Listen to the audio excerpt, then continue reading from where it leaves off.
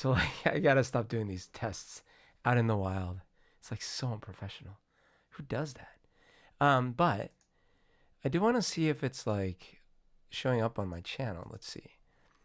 Um, let's see videos. Oh yeah, like there's one right now. Can I like watch it? Oh my gosh, I can watch it. Holy crap. Okay. Whoops. So again, my name is Humberto Castañeda, and I'm doing the second live broadcast from my little studio here. I have a whole bunch of topics in mind. I mean, I'm like super excited because I have like things about like health, nutrition, and fitness, and mental health, and comic books, and video games, and seclusion, and meditation.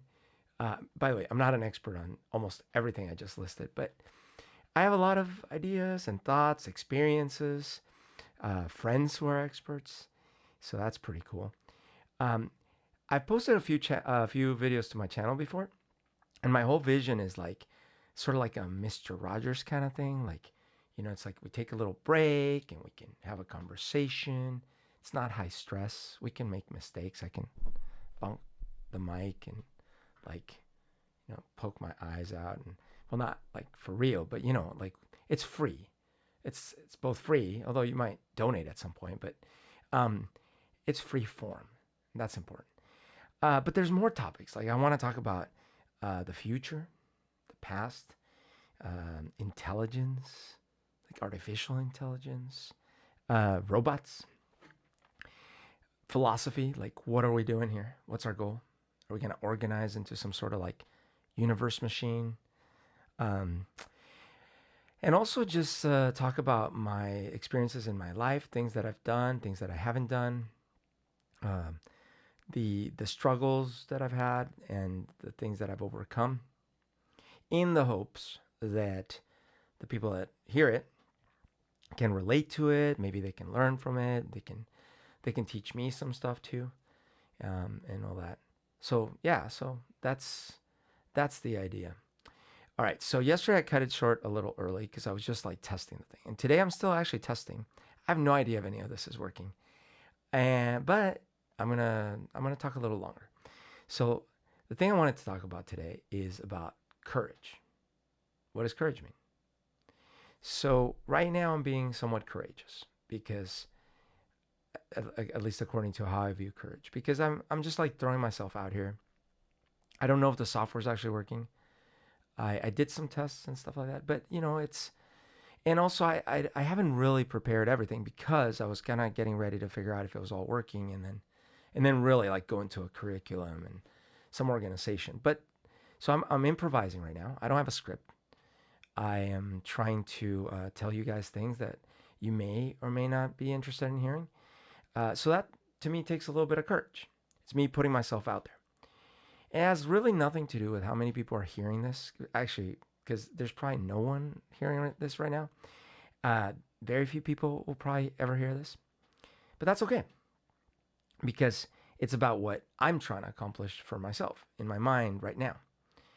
And it's like overcoming those fears we have. Like humans, we've evolved to be so afraid of failure and of exhibiting weakness and for real reasons, right? It's a violent universe and we have a violent past. And if you slip up for most of history and even now, like it can have disastrous consequences. And so we fear like, whoa, if we're judged, bad things could happen. And so I think for those reasons, many of us, most of us, are afraid. We're afraid of performing. We're afraid of putting our ideas out there. We're afraid of sharing a moment, an honest moment. And it's too bad. It's really unfortunate. So right now, that's what I'm trying to do. I'm trying to share an honest moment. I'm trying to share some thoughts as if we were having an honest conversation at a bar somewhere or at a cafe. Now, you don't get to talk because if I like wait for you to answer, it's like awkward.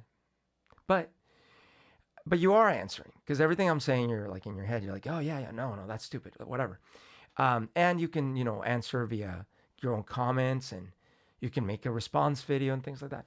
But it's a different kind of conversation where I unfortunately right now get to dominate who's talking, but I'm talking with your brain. I'm like it's like a direct line to your brain, and everything I'm saying is registering in there, and you're actually like speaking back is at your own speed, way faster than we could actually communicate in real life, because then we'd have to wait for like the little packets of air to get to our ears. Right now, we don't have to wait. Well, you have to wait for me, but I don't have to wait for you. Hope you get what I'm saying. But so this is interesting. So yeah, so I'm trying to be courageous by putting out these things. What are ways in which you are courageous? Do you consider this kind of thing courageous? Is this sort of like, yeah, no, anyone can do it? Because I know some people are more comfortable than others. I tend to be more on the more comfortable, but I haven't always been more comfortable. I have always been sort of like inclined to perform and say things and raise my hand in class and put on a show, but I've not always been comfortable with it. I've played in bands, for example, and man, that was stressful. It was stressful, even after playing a ton. It's very stressful. And when I have to do like a speech or something in front of a lot of people, if I haven't prepared well, it can still be stressful. What I've noticed is if I'm really well prepared for something, the stress is lower. And so if you're asking me, how courageous am I in some of those times? I might say, well, I guess the courage was in like doing all the practice, like, putting in the time.